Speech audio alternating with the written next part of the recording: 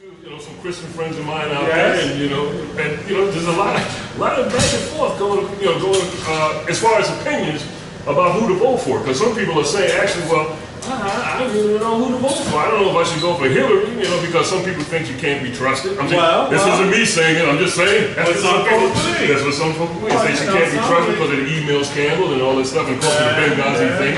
And then there's the whole thing with Donald Trump because he's very boisterous and, and says he's going to build walls. And some people think he has no regard for minorities and that sort of thing. He doesn't have the temperament to be a president, stuff like that. So, weird. Well, again, it's kind of scary when you don't know what the other person is going to do, but yet they give you this image that they're going to do everything. They're going to build walls, like I said, put certain people at risk. We're going to go back to what they did with the Japanese, more or less. Oh, really? They didn't say that, but it's the mindset. We're going to single those persons out and isolate them and build walls that stop other people coming in, and we're going to bring it back to the way it was. And I was hearing a story the other day about the way it was, the good old days, and they were saying the good old days was like before 1959, before the civil rights, before a lot of folks had liberties. And some people consider that to be the good old days. Not everybody considered that to be the good old days. It was one of those days that was good that is gone. And so really, we're living in the good old days. We're living in days of change. We're living in days that God say will be. We're living in the end days, So we have to be mindful of the days that we're living in, and just be in prayer and acknowledge and be discerned of what we hear, and not fall prey, because there are going to be many persons who come along and say they are the ones who have the answer. And we know that only one has the answer is God. And as far as the Democrats, well, politicians are politicians. And we just have to weigh what we're going to get. And so we got Hillary up there, and she waited X amount, 8 years to get there, right? And she got a president, her husband coming along, ex-president, right? He got what to say, and so it's going to be a different time. But we kind of got an idea what we may get with her. What we may get. What we may get with her, We don't know what we may get with Mr. Showman. Mr. Trump. Mr. Trump. I mean, some of the arguments that I've heard about him, the thing is, of course, when we talk about building that wall and then deporting people, illegal immigrants, which, I would personally believe, I said, I don't believe, I think what he does to be boisterous like that and makes statements like that, one, to get the votes in, one, to shore up a sort of fear in the people that I'm the guy that can get it done. Solve the immigration problem. Come on, you're going to, 3-4 million people who are illegal immigrants, you're going to deport them back. You're just going to break into their homes like that. I think he knows that's not going to happen. I'm sure Congress will fight against him to keep that type of thing from happening. He also comes off where a lot of people say, well, how come Trump doesn't disavow hate groups like the KKK or, and he backs the NRA, of course. Those are things on the left side, come against him, but things people on the right side, they're for the NRA. But he didn't disavow certain members of the KKK. I think like David Duke came out and said something, he supported it. He said, well, Mr. Trump, you're like, come on, man, you got to support. He did come out and say, yes, I disavow, I don't believe in those type of things, but he didn't do it strongly. He thinks so, and my take is, he just want to get the votes. He'll use them to get the votes. They say at a lot of his rallies, a lot of those hate groups are there, some African Americans have been attacked at a few of his rallies, that sort of thing. So when you said the good old days, I've heard that argument as well, particularly from African Americans. They think that Donald Trump is going to take us back to the days before civil rights, that sort of thing. They said, and I actually got, what do you think, we're going to go back to Jim Crow law when Trump was in there? Well, I guess that's a concern. I said that, even though I think that may be a stretch. But you know what I find interesting about? What's that? In particular, his candidacy, and as it relates to her. When you look at the president, my pastor always talks about patterns and principles, that sort of thing. Yes. How God does everything in a pattern rooted in a principle. Now, he raises up leaders and he takes them out. Right. So I'm looking at it, and this is just a notion I have. Just a notion. Just a notion.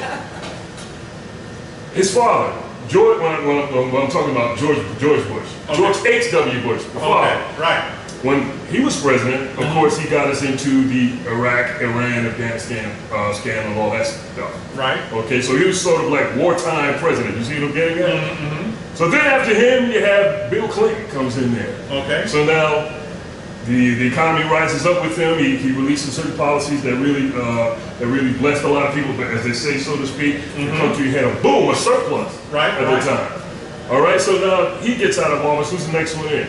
Now the thing is, particularly when he gets out of office, the next one was supposed to be, in which we all thought, I thought it was going to be Al Gore because he had the popular vote. Right. But then all of a sudden, with the missing chance and all that other stuff, Bush gets in there, the son, you know, like 300 chance, whatever it was, and he takes over. And that's like, And now so he continues to think his father started as far as our relationship with the Middle East, you know, with Afghanistan, Iran, and Iraq. So now we're back in war, you know, because the war and terror and all that stuff and our conflicts over there. Right. All right. So then now here's Barack Obama. Okay. Again, he builds the economy up, you know, because after war, you know, economy has to be built up, unemployment is building all that stuff that he does. Right. So I'm looking at the pattern there: wartime, peacetime, build the economy. Wartime. You see what I'm saying? So it was interesting, Trump, before he accepted that nomination, a week before, he says, I am the law and order candidate. And I said, maybe, as I said, maybe, just maybe, this could be, because a lot of people wondered, how did this guy, Trump, I mean, we knew Trump for being a real estate magnate, we knew him celebrity apprentice, and when he said he wanted to be president, you know, he was running for president, people took it like a joke. Exactly. But they said, hey, some people did. This dude, and I remember an interview he gave years ago, like 20 years ago when he was a younger guy, and he said, and he talked about, if I was running for president, I'd do this, that. I think it was on Oprah or whatever. Yeah, it was on Oprah Winfrey show. Okay. Fast forward, here he is now, looking at his candidacy, how many people are really backing this dude. And so I see a particular pattern because God is not a Democrat, no Republican, no independent. You know. Exactly. But he will put a leader in office to do whatever he needs done at that particular time. Whether we deem that this candidate good or bad or evil or whatever, or best for whatever it is, God is God. Absolutely. So that's what I'm saying. If Trump were to become president, I would say, I can understand. I know people say, oh, God forbid. Move the cat. Move the cat. I'm leaving the country. I'm coming back for 5 years. But the interesting thing is, I've seen where he had a couple of, what he did, he had, what's that coalition? He wanted this coalition of evangelicals. Patch was one of them. Right. They gave him counsel. There was another set of them that also prayed for him. Did you see that video where I think Clarence McClendon was there? I think, who else was there? Paul White was there. It was a bunch of them. Okay. They prayed, I mean, they was in his office, laid hands on this dude, about 15 of them. They just prayed for this brother. They said, and they went in. I watched that and I said, wow, okay, interesting. So that's why in my mind I say interesting. Maybe, like I said, I'm not going to leave the country. You're not going to Canada? No. Bus is right outside.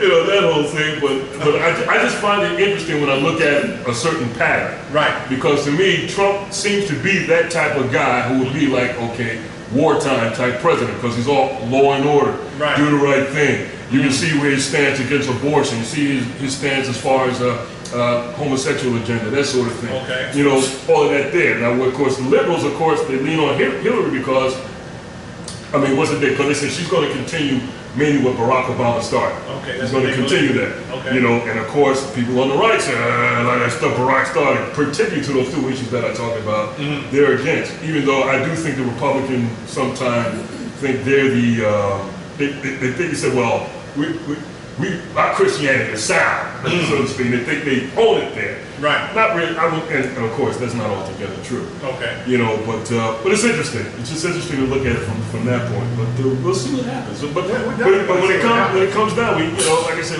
you know, leave me in prayer, because I don't think God is. Because a lot. It was a funny thing when Barack was running. Right. I heard evangelicals back and forth, even Christians, even in our church, going back and forth. you know, man, I'm praying for God to tell me who to vote for. And I'm like, I don't know, God tell you, God will just tell you to vote. He wants you to be involved because that right was fought for. And I don't think he's going to tell, you know, some people are saying, well, I sinned if I voted for this. And I said, man, Christians take it too far. Right. Like, if you voted for Barack, you know, you sinned. You know, I'm just saying for both sides. Right. Or if they voted for, who was going against Barack? Well, it was Hillary at the time, you know, in the beginning. And you're not going to sin as long as you vote. Sins with everything. Right, yeah. Okay. Nah, you're not going to, whoever, if you vote for, see what I'm saying is, when I'm getting it, if you vote for Trump, I don't think it's a sin. If you vote for Hillary, I don't think God would consider that a sin. As long as you vote and become part of the process to make the world better by what you do, by what you contribute to the country, as President Kennedy said, it's not what the country can do for you. If you vote with your conscience, intelligence, vote with the facts as you believe and understand them, and if you feel good at the end of the day, then that's your privilege. Get out and vote. Exactly, get out and vote, and that's it. You know, voting because of guys, you know, the whole thing with Barack is people voted for the color. They think he was just voting for because of his color. That's what some people want to say. Exactly. Right. So, you know, I don't think that's a balanced way to consider someone for a candidate. Absolutely. You know, but you know, we should take it as a whole. But, so there you go. So that is the commentary. That's our commentary for today. Oh wow. Amen. So we're going to figure out who we're going to vote for. So we'll be right back. Stay tuned. We'll be right back in 2 minutes.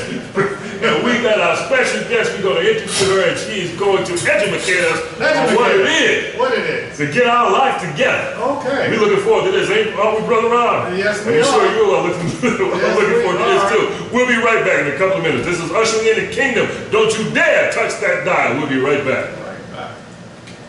All right, ladies and gentlemen, we are back. This is Ushering in the Kingdom, UITK Radio, coming at you live here on July 25 in 2016. Now, like I said, we got a very exciting show because we got a very special guest sitting at our table today.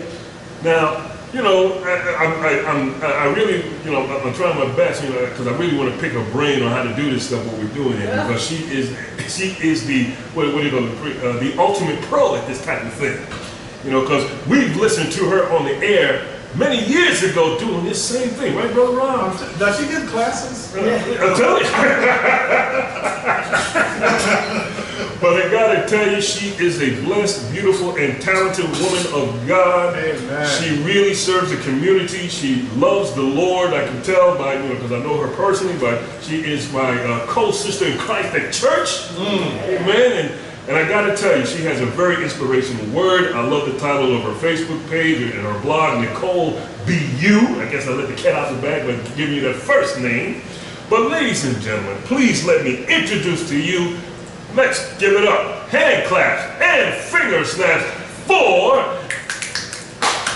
NICOLE Brown.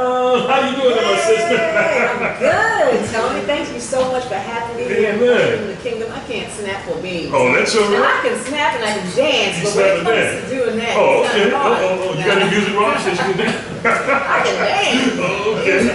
Well, we just want to say we appreciate you coming out here and all that blessed liquid sunshine that's coming down. Oh, that ain't good for black girl hair. My hair was out. Yeah, it was out there. That's all right. Looking like Bozo the Clown. Oh. Or Queen, Bozo the Clown. Or Homie the Clown. Homie the Clown. Don't play that. Had to pull it back. There you go. Tied up. That's all right. You're looking good. Thank You're looking so good. For having me. We appreciate that. So we're going to talk. I'm going to read your bio a little bit to the people so they get to know you. Okay. And then we're going to have a couple of questions for you. But we got you in the hot seat there. Absolutely. I'm all ears and I'm here ready to answer. All right, ladies and gentlemen, like I said, we got NICOLE Brown here. Now, she is a trained life coach and public speaker. She is a natural-born encourager, that is so true, and an enthusiast for life. Once known as the little lady with the big voice. Ain't that something? Now, NICOLE has always been in the business of encouraging people to find and pursue their passions. Now, as a former on-air radio personality for 98.7 KISS FM and WTHE 1520 AM right here in New York City, coupled with over 10 years of interviewing, hosting, and public speaking experience, NICOLE has developed a keen sense of being able to ask questions that will often bring clarity, reaching the heart of the matter and the heart of the person. Now, Nicole has also demonstrated her own commitment to passion and purpose when she departed from a highly celebrated position in a successfully thriving career and calling in radio to pursue a master's degree in mental health counseling, which has led her to a budding vocation as a professional life coach. Now, with immovable faith, Nicole is convinced that in order to achieve greatness, you must be willing to take risks, even when those risks require you to walk on water. Again, ladies and gentlemen, hand claps and finger snaps for Nicole Brown. All right, my sister, it says you are an encourager, aren't you? Oh, yeah. Now, I like that word vocation. And when you think about the word vocation, that means that you have been called to do what you now do. Yeah. So tell us about, I like you think so. So tell us, how did God impress your heart coming from radio to what you do now? Okay. That call, how did that call come to you, so to speak? Was it any special moment or something? Were you in worship, prayer, or? Well, I can say this, that when I'm an encourager at heart, right? So that's my first spiritual gift. Right. And that's just something I love to do, so it just comes easy. Right. But as far as going from radio into life coaching, when I left radio, I didn't know what God wanted to do. I just remember him saying that there's more. And I didn't know what the more meant. I didn't know what it was going to look like. Okay. And then I kept hearing the school NICOLE. Oh, okay. So with hearing that a couple of times and then learning that to go back to school to get my master's degree in counseling. Okay. So I thought I was going in the counseling direction. Oh, okay. And although I do have a degree, a master's degree in counseling, for each semester it never felt like that was quite the fit. Okay. Until the last term of the program, and I took a life coaching class, and God really kind of confirmed that life coaching was a better fit for me rather than traditional coaching. Oh, okay. I mean, rather than traditional counseling. Gotcha. Because life coaching involves, although it's similar skill sets with listening and and helping people work through some things, life coaching more or less helps people move forward. Okay. Once they've worked through some of the emotional issues and things that held them back for so long, then a life coach can come in because now they're ready to move forward. Okay. Oh, okay. Yeah. So now they're ready. Yeah, much more ready, much more proactive with their life in terms of wanting to get something done. Right. You know, setting goals and accomplishing them. Even though there are some people who accomplish a lot of goals and achieve a lot of goals, even though they have not worked through all of their emotional baggage, but somehow it will affect the direction, whether relationships or otherwise. Oh, okay. Now the thing is, like, I mean, how did it first come to you? Like they say, Nicole, they say, like, my life is in a mess. I've been through a bad relationship. I mean, how do you trigger? Yeah, what's the thing that triggers? I mean, you have to get in there deep somehow in order to get them to change. Or sometimes, Oftentimes there is. I think too, life coaching and counseling are so intertwined. Okay. But with the therapeutic counseling, you first of all, you have to be licensed. Right. Secondly, you walk with them through the process of digging deep and unearthing some of the things that they have experienced in the past. Okay. But when they come to you to a coach, they're really in a better place emotionally. Okay, gotcha. They're in a much better place emotionally. They're not really stuck or pulling at the past to move forward. They clean that up, clear that out, and it's almost like decluttering. Gotcha. And once they've decluttered some of the emotional baggage, then coaching is beneficial for them. Oh, that's okay. Yeah. Now the thing is, so once they clear that clutter out, now what are some of the things they ask you? I mean, is there like a general question with each client that they ask you as far as you're leading them to a better life? Is there something general that they all say, like, okay, all right, like you said, they got rid of that clutter? Do they say maybe it could be, I feel stuck. Oh, okay. And I want to accomplish this or that. Gotcha. But even though still coaching still does touch on some of the underlying things that kept them there. But if it's real deep, then it's best to probably refer people to a counselor. To a counselor. So they can work through it. Gotcha. Because most people, the majority of the people have not worked through some of the issues of their past. They figure, oh, that's a past, I'm going to keep going. And that's good if you can healthily move forward, but then sometimes there's another area that's affected by it. A lot of the times it's a relationship. Okay. You know, whether it's a general relationship or, you know, husband, wife, boyfriend, girlfriend kind of thing. Oh, okay. It's not that they can't be successful. Right, no, they can't. Okay. But it's just that it's just such a hindrance. It's almost like, you know, when Jesus says, you shall know the truth and the truth shall set you free. It's dealing with some of the truth of one's past so that you can be free to move on into your future. Oh, okay. Now, do you use, that's interesting. Yeah, scripture. I was just about to say, do you use some of those principles that, I mean, do you use direct scripture or just use some of the principles in scripture? It would depend. It would really depend on the person. If they're a Christian, then it's open field. Right, so there you go. Yeah, you're going in. Okay. If it's not a Christian, then obviously you try to be as careful as possible, but use wisdom. Gotcha. So, when life coaching, right, dealing with issues of the past. Yeah. And you talked about relationships. What are some of the other areas that you go into? For me, so there are different types of life coaching. Okay. So some may be a business coach, some are financial coaches, and so on and so forth. And so for me, specifically what my niche was, really is helping people to discover their purpose. Sometimes it's even, with that being one of the components, and then again, I like relationships too. So I love healthy relationships. I myself am always working on myself so I can have better relationships as well. So now, in helping a person to discover their purpose, right? For instance, I do a few things. And, you know, one of them is radio, and other is maintaining my family and going to church and stuff. But I don't necessarily know my purpose yet. Okay. You know, I'm doing stuff that's going in the direction that's purposefully. I'm doing things in a purposeful way. But my purpose, you know, what is my target?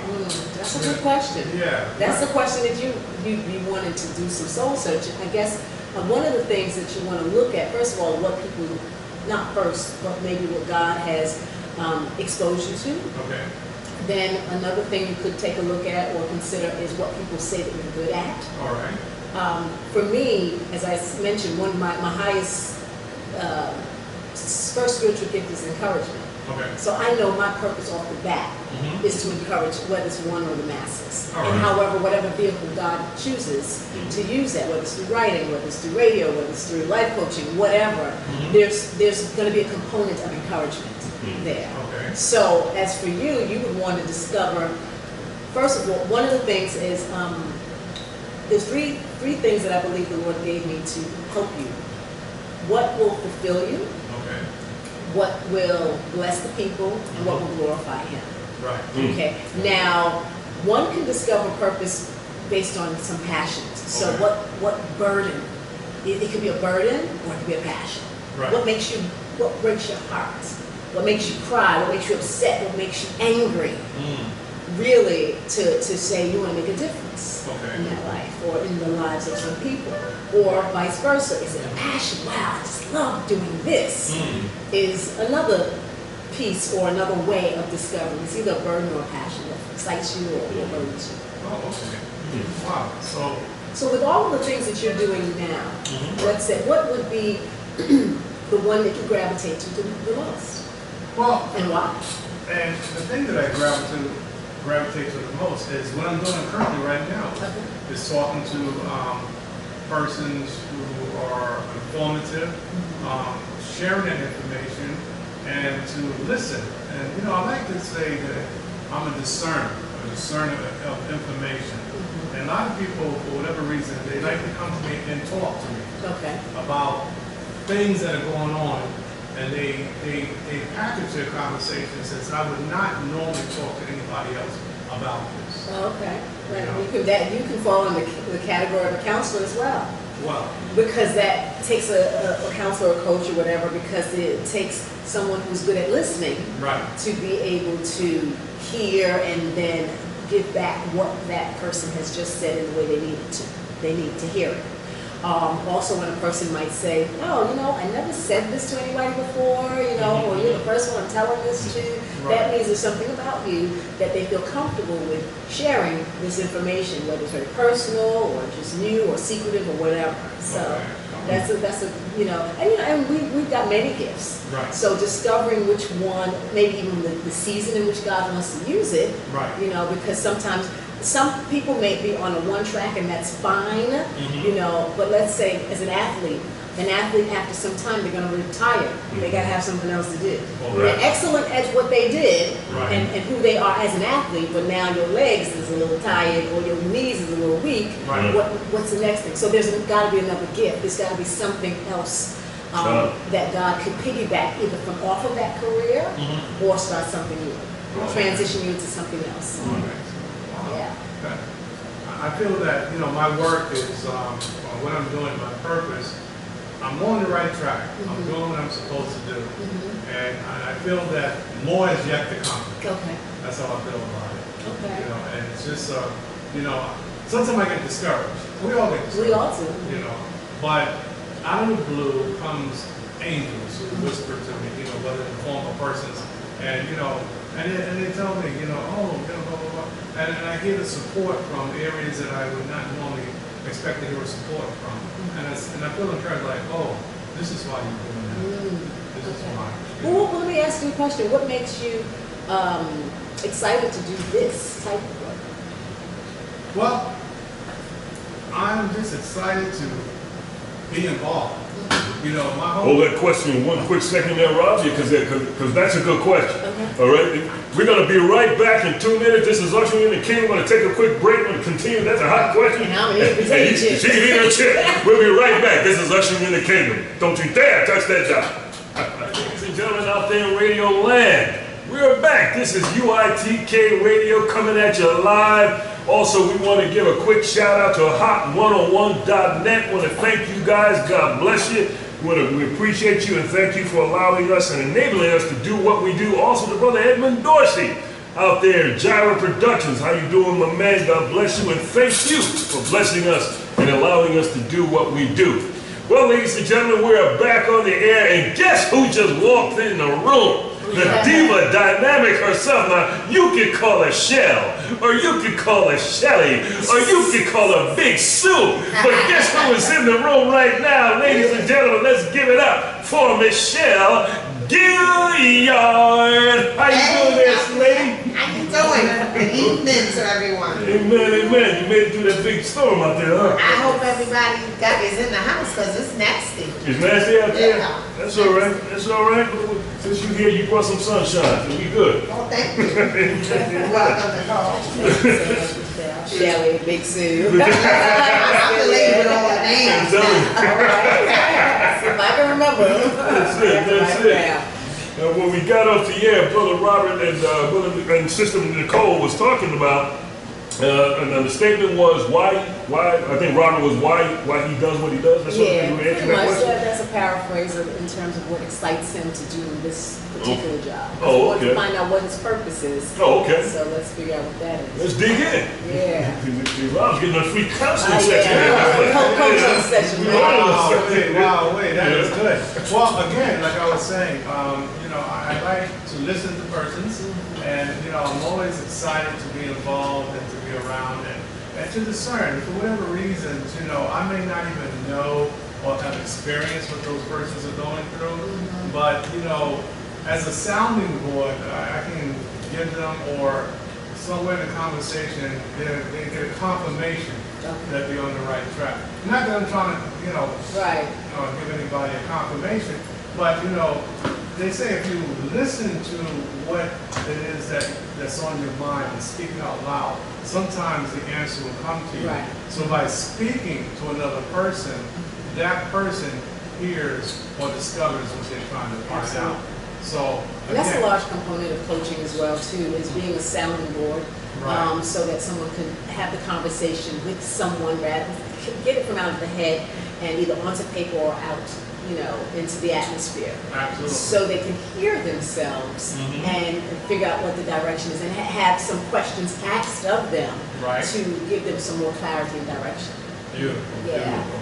Yeah. Thank you. I'm going to pass the ball. It sounds like some counseling is there under your belt too now. I was going to say, but I wasn't going to say. One time I was thinking about counseling, and I was doing a little bit amateurish counseling, and what happened was, layman, and the persons, they went back to their old habits, and being new at it, I kind of took it personally, and I really didn't like that. I think a lot of things personally. And it tried to drain me, Yeah. And so I went into computers. Okay. And that's a whole different direction. That's talking. If I can fix a computer, it don't break on me. I don't get no feedback. I have no problem. Thank you very much. But now see.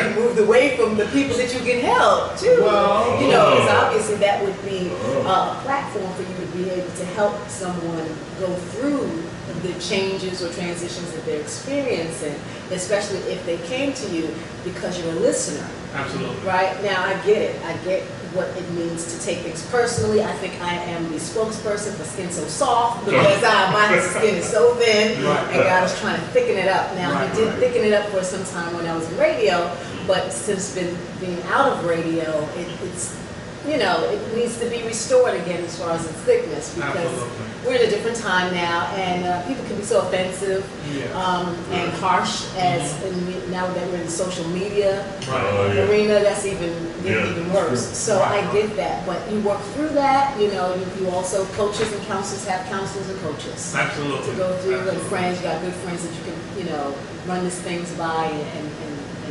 clear the air as far as that's concerned. Absolutely. Well, again, I'll do it a little bit at a time. Yeah. A little bit. Yeah. But now this platform is different than counseling. Okay. So what about this platform that causes you to be so gravitated and excited? To me, this is sort of linked to coaching and counseling because we bring folks like yourself here who are professionals and who know more about the subject matter and how to approach it, and make those persons needing those services aware that persons like you are available. So it takes it to a different level. And at the same time, I can ask my little questions. Questions, right? You can get yours in. Absolutely. Yes. Nicole, now I think I want to talk about your radio career as well, but I just got one more question as far as life coaching. What was like one of the I would say challenges? Anything that was any particular client? My question is all about the client. But what particular challenges do you face being a life coach? Like with a person that you're coaching, they feel like they're going good for a while, and then all of a sudden they regress, and then you have to get them back. There's a whole bunch of challenges that you can face in being a life coach or a counselor, for that matter. One of the reasons why I didn't go into counseling is because I was bored. I think it's excellent. I'm an advocate for a counselor. I've had counseling, but it challenged me to really stay the course with someone who's dealing with the same thing over and over and over again, week by week, month by month. For me, as far as coaching is concerned, the challenge for me was doing one-on-one coaching. I now prefer, if I'm going to, because I haven't been doing coachings per se in a while in terms of one-on-one, I'd rather do group. I'd rather do more of a workshop-y kind of thing as a life coach, rather than the traditional one-on-one, because it really, like Rob says, it pulls at you, and you can either be offended or take things personally, or feel as if you're not productive. I don't know what the word is that I'm looking for, but helping them if they're still a little on the stuck end. Gotcha. And I guess maybe I'm a little impatient, so maybe the challenge is really on my end of lack of needing to develop patience.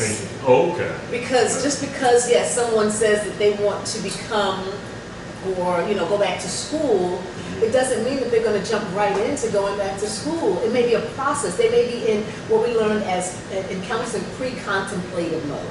Okay. Or which is, well, pre-contemplative mode is when they haven't even thought that they have a problem or they want to do something. It's when they hit contemplative mode is now there's an enlightenment. It comes to their awareness, and now they're thinking about doing it. Whether it's quitting, like smoking or something, they're in contemplative mode. Is like there's a thought process, but it doesn't mean that it's going to happen instantaneous. Okay. So you have to be patient with them as they go through their process, even if the thought process could take a year, 2 years, or 6 months. Okay. So that would be my challenge, more on a personal level. Okay.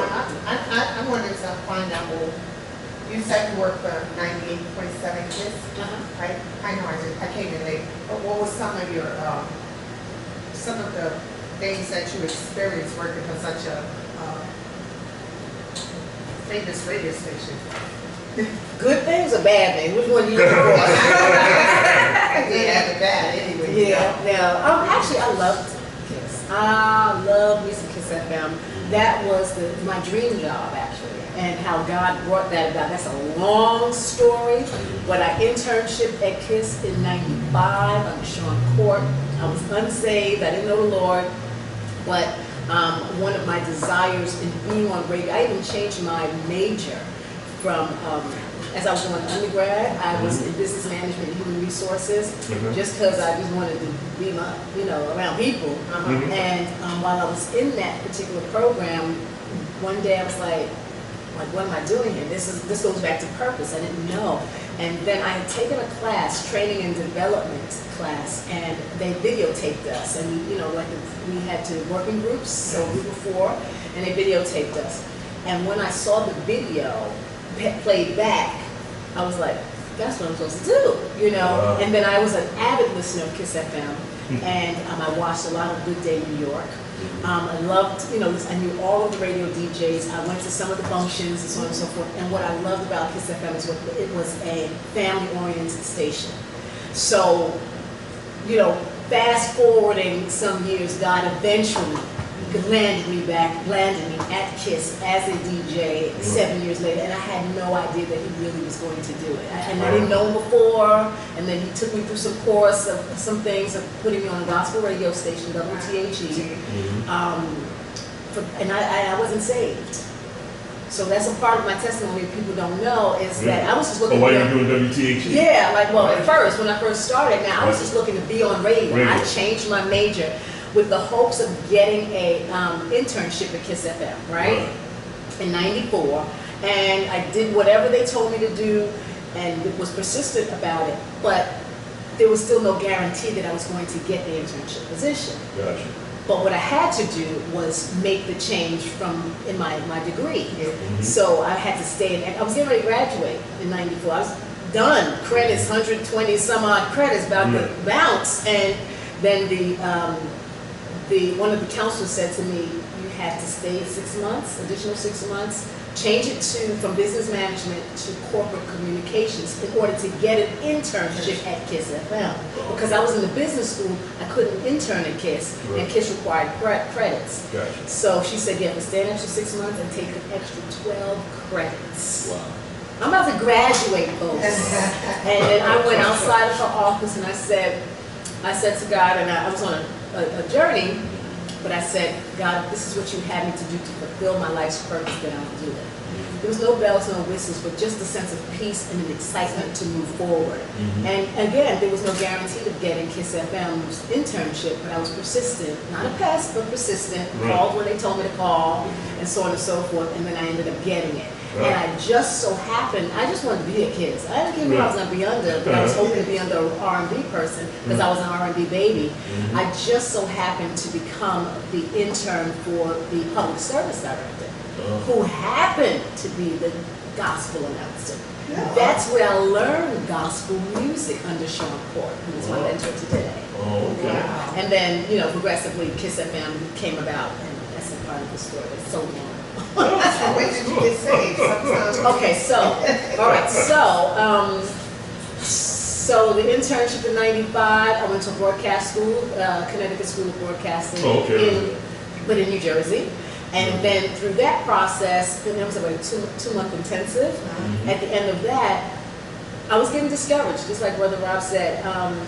I finished the course. They said, you know, at whatever point you practice or what have you, and then like March of '96. They said, okay, you're ready, you know, send your tapes out. Right. And so I sent out like 30 tapes, 29 to 30, and I remember counting how many tapes, and because at the time it was cassettes, you know, send them out to different radio stations because I didn't care what job, I just wanted to encourage people to find their purpose. And so whether it was rock, country, western, I wanted to be on radio.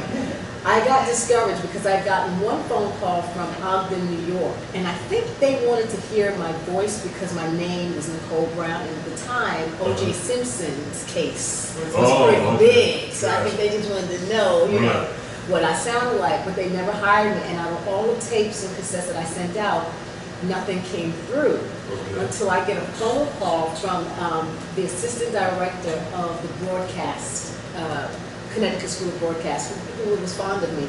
He said, Nicole, there's a job at WTHE. Have you ever heard of WTHE? And I said, no. He says, do you know where Mineola, Long Island is? I said, no, but I can find it. He says, do you know gospel music? By that point, because I interned at KISS, I knew a little bit. I said, a little. He said, send your resume and your tape there. And I did, and I ended up getting the job as a gospel evening DJ. 3 months after that, so I started in June of '96. 3 months after that, the Lord wanted me to music director. I still wasn't saved. And then 6 months after that, he saved me on March 30th, 1997 at CLC. Well, but we were in Nassau Coliseum. Oh, it was Resurrection Sunday. Oh, okay. It was on Resurrection Sunday back in 1997. Oh, look at that. So that's the shortest I've ever I remember, was that the one where there was a circular, we did like a production and the stage was going around? See, I don't remember, not that, I don't know. But the message was the millionaire message. The millionaire message? Yeah, millionaire in your spirit. But I don't remember the thing going around. Yeah. And I think I was one of the first, the 200 down at the front. So some of the people that you do, what like the age group that you do your I don't want to say mentorship, but coaching, your life coaching. Is it any particular group or? It's mostly women. I mean, I can coach men depending on what they're wanting to coach about, but it's mostly women. But as I was sharing with Tony and Rob, that part of my niche is helping people discover purpose. So that's across the board with men and women. But the age group, I'd say maybe 25 to 64, mostly women. But there is something that I do want to develop or thinking about, and really just in prayerful about it with regards to teens and young adults and helping them discover purpose. But you know, the teens now, the young adults, we're in a different age. That earlier you can get at the teens. Yes. Because I see that you also do public speaking, so different, some of the places that you may go to speak to. What are some of the places you might go to do? It varies. Whoever calls, you know, pretty much. Some might say whoever's paying, but yeah, I'm just saying. Well, you know, what you said, your purpose you can do for free. Yeah, that's right, and that's how you. If it is your purpose. That's how you know. That's a good point, and that's something I've always said is that if you can do it for free, then that's where your passion is, and that is where you'll find your purpose. And I've done it for free.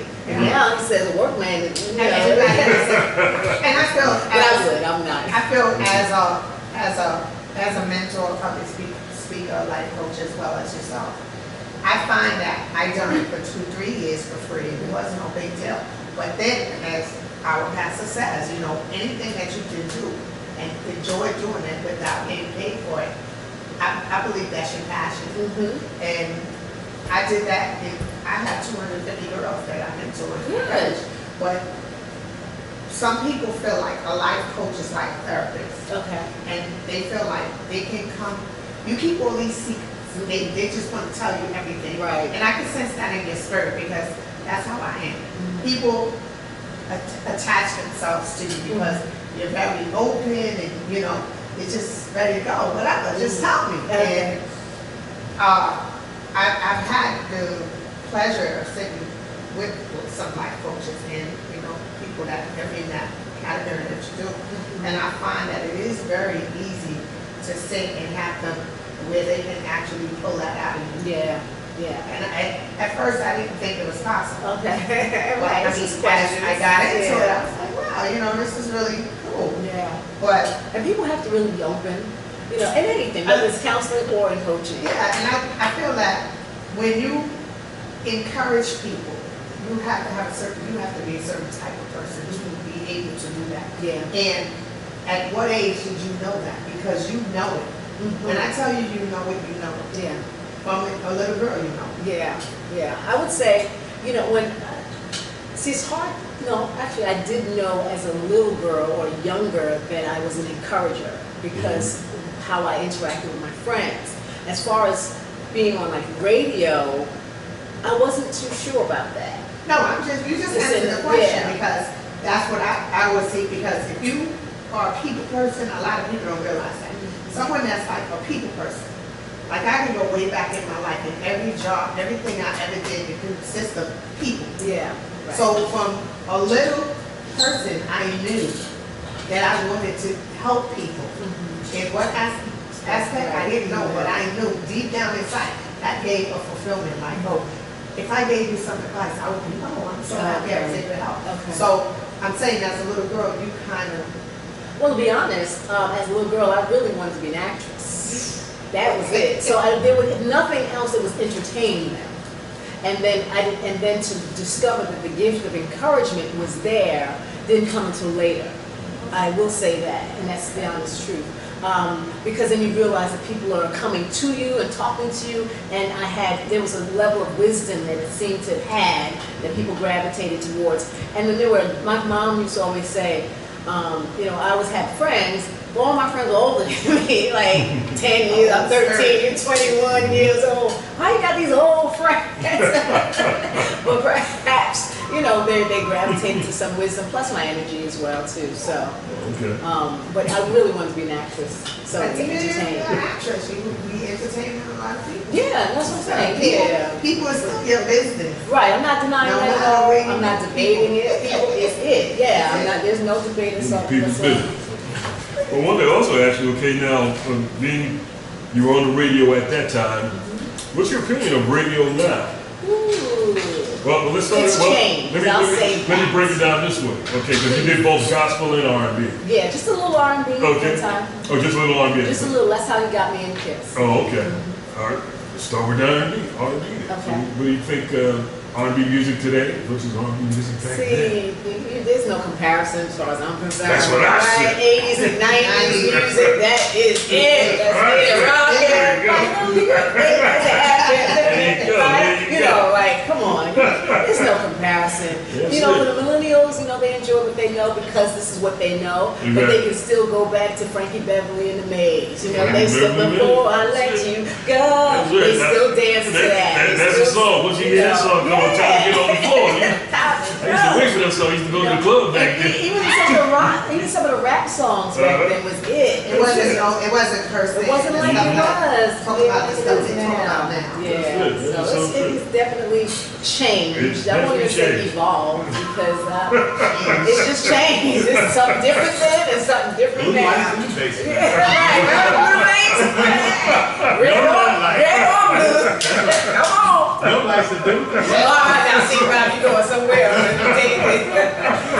Folks hemmed up in the corner somewhere. Oh, yeah. Easy over there.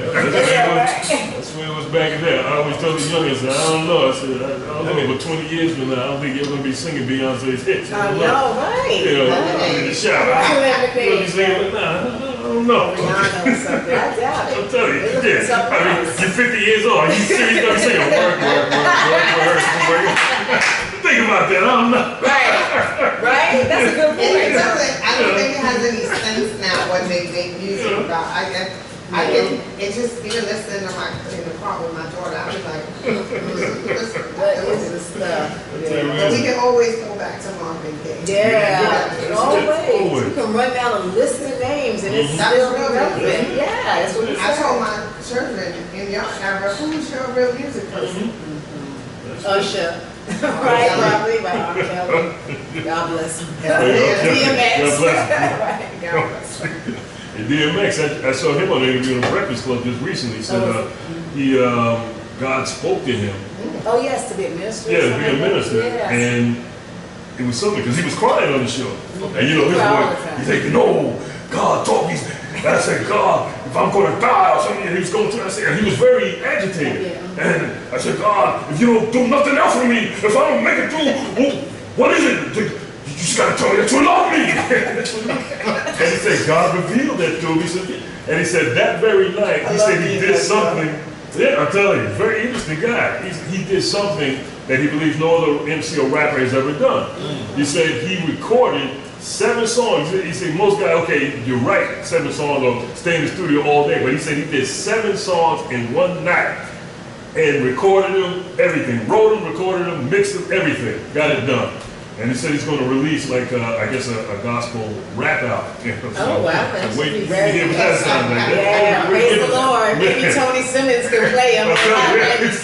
With Pastor J. I'm telling you. DJ. That'll be interesting. So tell me, okay, now gospel music, then and now. Okay. What about it? Yeah, what about it? No, honestly, I don't know. I'm going to be completely honest. I don't know, because I've been so out of touch with radio. You're looking at me. You say, I don't know. Yep. I hear little bits and pieces. I don't listen to radio. Not at all. Very basic. And if so, it's sometimes waking up at 6:30 to get past the 570. Oh, okay. To listen to the gospel. And I have friends that are on air, but I just don't listen to it. The times have changed. The music has changed. Right. People have changed. The message somewhat trying to change, trying to be the same, but So I love what we played back then, and even some of the classics. Because I feel you gotta go out where they have to get them. So other people are doing it, like the preachers show. You look at we're gonna talk about that. I feel you don't have to be like them, but you gotta go where they at to get them. Right. So I don't see nothing wrong with that. I don't see anything wrong with that. We minister to people wherever you can, and if you can get to an artist by being on my record is free. Right. I'm not the face of who I am, but I'm surrounded, Right. I'd like to add to that. That's one of our missions at Ushering in the Kingdom. One of the persons stations that we broadcast was Hot 101. Yeah. Hot 101 is a secular program. Okay. And they play what they play. Okay. And they got their listening audience, and they're established. And when we came into their family, if you will, one of the things they said they like about us is we have a purpose, a message, we have content. Okay. Positive content. Because now you got their audience who's listening to what they hear every day on every other station. But here, we are a refreshing voice. Right. And we bring in that word of God into those lives, to those persons who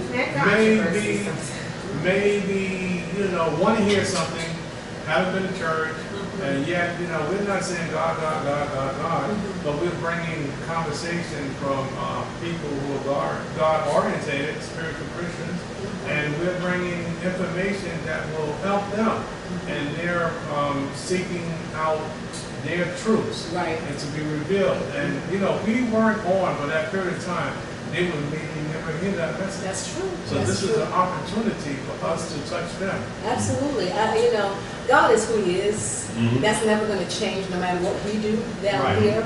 We also have to, remove some of the limitations that we place on Him from Him doing what He wants to do. Just like you mentioned earlier, Tony, as far as we don't know who the president is going to be.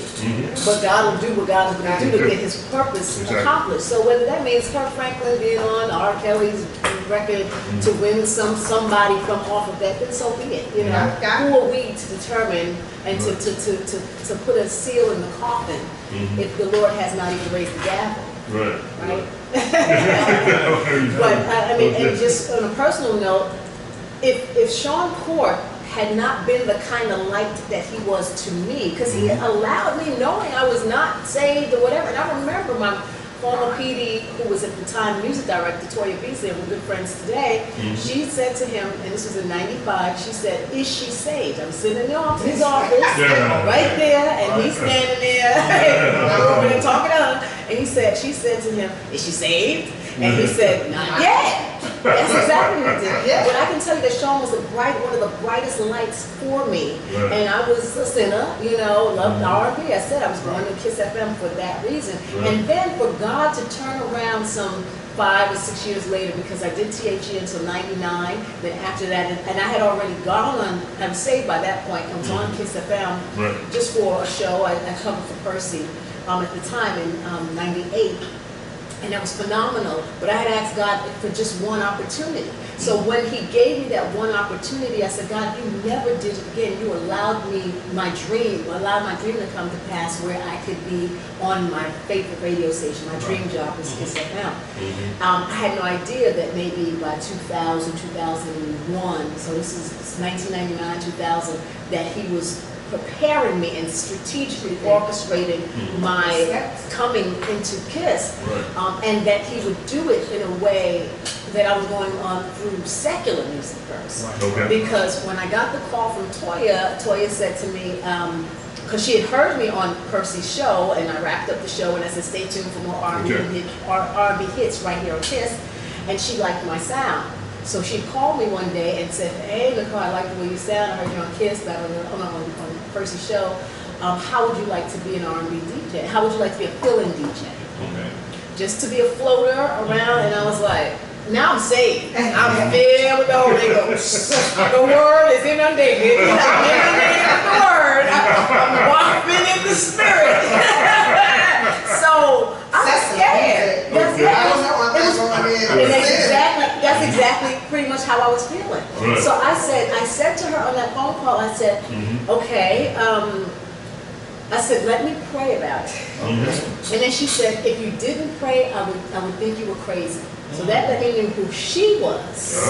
So we hung up. She says, okay, go and get back to me. Now, this is a job that comes a dime a dozen. Everybody want it.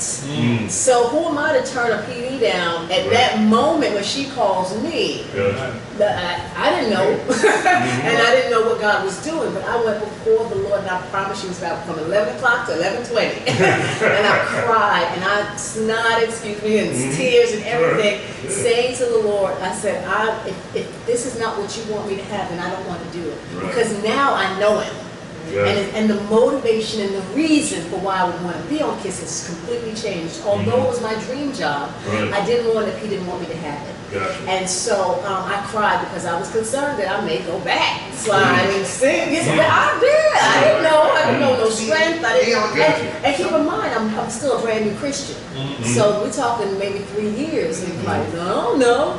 So I prayed, and then he revealed a scripture. He gave me a scripture in Luke chapter 1, verse 76 to about 80. And it's talking about Jesus being a prophet of the Most High, coming to bring peace to those who are in, bring peace and light to those who are in darkness. So the only main message that I got, what God was saying to me, and I knew it, is that you're going to be a light in a place that's darkness. And I said, okay. Once I got that word, it was just the foundation of the word. I called Toya back, and I said, okay, I got my release, I can do it. And she says, okay, so we'll get you in and start your training. And it took a whole year, so it was like 2000, September of 2000, she called me. It was 2001 is when I started to, I was going in and floating in from time to time, but 2001 moved me towards KISS Inspiration. And that was another God movement too. But he got me in there for 3 months in secular and taught me some wisdom as to how to play music, how to, say. You remember, y'all, H-Town, I'm in R&L. God, how am I supposed to say this? I'm a Christian. People knew me from THE. And here I am with my H-Town. Lord, how am I going to do this?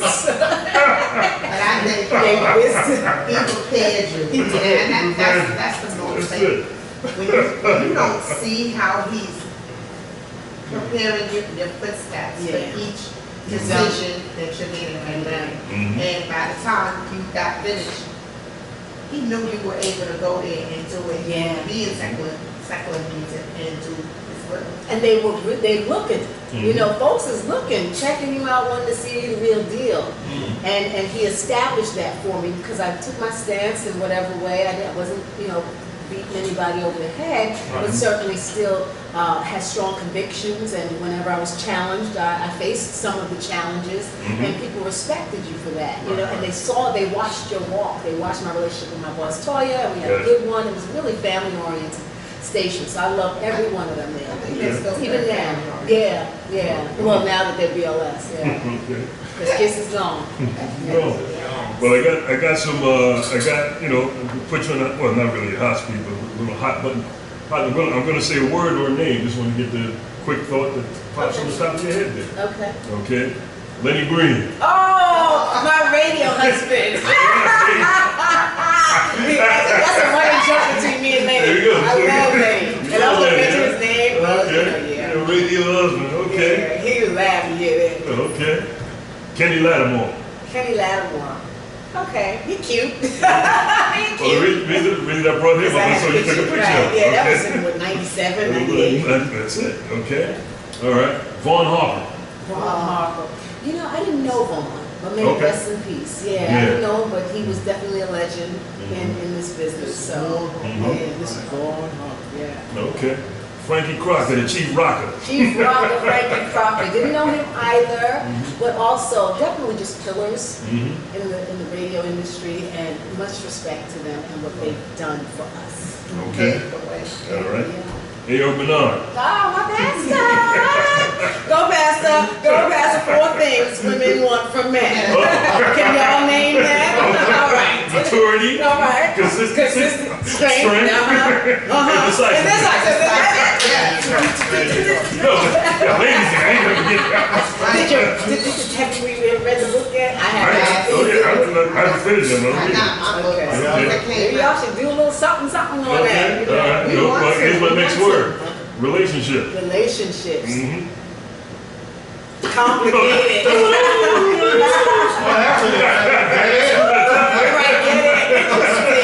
Complicated. Unique. Relationships is complicated. I need to take a drink on that. Isn't that a word they put on like Max.com or something like that? I'm celebrating my 22nd anniversary. Praise God. Congratulations. Yes. A lot of meanology. The analogy. Okay. Continue to school me, because I want to school this man. Help me to help me. Marriage. Beautiful. Concept. Beautiful concept. Looking forward to it. Scared. Please. Working if you're working. Okay. Them too, right? You got to working too, right? That's right. Both of us. All right. And one more for you. Yep. Okay, you ready for this one? I'm listening. Jesus. Oh, love me some Jesus. Love. Yeah. Worship. Yes. Truth. Yes. Yes. That's the word. Yes. For Jesus. Yes, for Jesus. All with that, huh? Okay. All right, we got another 5 minutes, so usually this is our round when we have our closing statement before we get off the air. Going to go do a round robin, Brother Rob. Well, again, it's my deep honor to have you here today and listen to you and enjoy you and hear your growth and how you matured and how you were able to work through the secular aspects of life only to be prepared for the main purpose that you're serving now. And that's encouraging. And you know, it's different from when you hear that voice on the radio and you see that person in real life. It's like, wow, you know. You didn't expect me to be this big, did you? Well, The little lady with the big voice. I didn't expect you to be this real. Oh, really? Wow. Praise God. Yeah. I did. Praise God. I really appreciate that. And that's something I like to stand on. It's a human factor. It's a human factor. And I appreciate that. Amen. Whoever I am off here, I want to be the person on there as well too. You know, what you see is what you really get. And I just want to say, with my last one, I'm soaked. I came just because I wanted to be here. It's not my show tonight, but I wanted to be here. Okay, I thought y'all all did before. Yeah, the boys have this night. But I wanted to be here to meet you. And I think it was an amazing interview. Thank you. Even though I didn't get to interview all the way. Oh, yeah, but right. I got here and it was an amazing interview. And you Miss Big Sue, Big Sue, right? This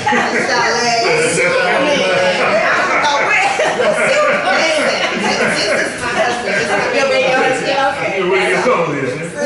Shelly. My full name is Michelle Susan Pierre That's William. really sweet. But they just like to give me all these names. All the names are here. There you go. This my bigger husband. That's right. So he want to call me Big Tone. now. Now he Big Tone. He Big Tone. That's the way it works. Look, you know, you break it in. Because I heard some people, that's the way they refer to Michelle Obama. Call her Shelly. Shelly, yeah. I'll tell you, get called her. Can't. Obama, you know, Gotta write it out. yeah, roll up on that with me, gonna roll up there with chicken and waffles, you know. When The White House. we want to have you back with my Dr. Dre, my co-host. Oh, yeah, Dr. Dre. There's some topics we want to cover with you. Oh, About really? your host, your public speaking and stuff. Really? I hope I can answer. And definitely, I ain't been doing it in a long time. When you actually do a relationship show, we working on it. Yeah, that's what I'm saying. That's what I'm talking about. I can be a part of it. We'll call you on the But it has calendar. to be a nice balance of the men and the Oh, women, yeah. right? Oh, Yeah, yeah. it's okay, because you know, we always lopsided Oh, yeah, society. we're gonna have our boxing gloves No, on. no, you'd be Just joking. surprised. Just joking. It'll be a lot of fun. Make sure you have that book. We're gonna have that book. Oh, yeah. We know you're gonna hold us with Even if I don't read no pages, I want them 4 things. the 4 things, okay? But lady Nicole wants to say it was a blessing having you They here. wouldn't tell me. We are so honored. I gotta say, you are a true encourager. It is, you know, it's good to see that, you know, the body of Christ can come together, and we get to, we don't like to say exploit or well, just say expose people to personalities just like you, to let people know in the world how God is working, and how God using people like you as a willing vessel to deliver the message of Jesus Christ to the masses. People, and I'm sure people by watching it can take on to your personality, your words, and your wisdom. And is there a website for your blog, Nicole B. or is that maybe? No, that's just, see, that was a fluke. Oh, okay. I actually wanted to be Nicole B, but they don't allow you to do it. Oh, so okay, they don't allow gotcha. you to say Nicole B and a dot. Gotcha. So I was like, okay, what I'm going to do, and I changed to BU. Oh, okay. But my website is changinglaneslifecoaching.com. Changing lanes. Lifecoaching.com. www.changinglaneslifecoaching.com. I like that. People like to say, stay in your lane. Right. Maybe sometimes you can You gotta change your lane. right. I like Shift that. gears, you change gears. Change gears. Amen. Well, you are an encouragement to the body of Christ. Thank you for Definitely a having blessing. me. Thank you. Yeah. You've been a blessing to all of us. Thank you. fun. Thank you. Yeah. So we're going to have you back here for All that right, let me relationship know so show. I get my hair done. Okay, And it ain't raining. no problem. You know, we're going to have that from 4 things ready for you. Make sure y'all got makeup back there. That's it. Single man, we gonna have both. 4 things a man, 1 woman, and single man. Oh, yeah, that's right. Single man, Oh, yeah, married man. married man. Oh, with married man, Cal woman. Spencer? No, okay, because you know, this is from our church named Cal Spencer. He Oh, I know Brother Kel Spencer. He did that movie, The Dating Game. but he Yeah. also did a book called Single Man, Married Man. Oh, yeah. something like that. Well, we had one of the authors here along with. Well, okay. Kel wasn't here, Oh, but no, Brother Gene Alert. Okay. Was it? Yeah, Gene was here. Gotcha. So we have this panel, so you will be back. Okay, Okay, we're gonna call you wow. Sounds silly. Sounds scary. This is very close. Oh, yeah. Okay. All right, ladies and gentlemen, you heard it here. This is UITK Radio. We are signing off. We want to say thank you so much for joining us this evening. We want to give it up, hand claps and finger snaps for Nicole Brown. Did I say your name right, Nicole Brown? Yeah, that's right. I mean, she really enlightened us in everything that she's doing and what she does. Please visit her online. Check out her website, changinglaneslifecoaching.com. Because sometimes you got to get out your lane, be changed. But again, thank y'all for joining us tonight. So we'll be right back here next week, same bad time, same bad channel. This is UITK Radio signing off. God bless you and good night. Good night.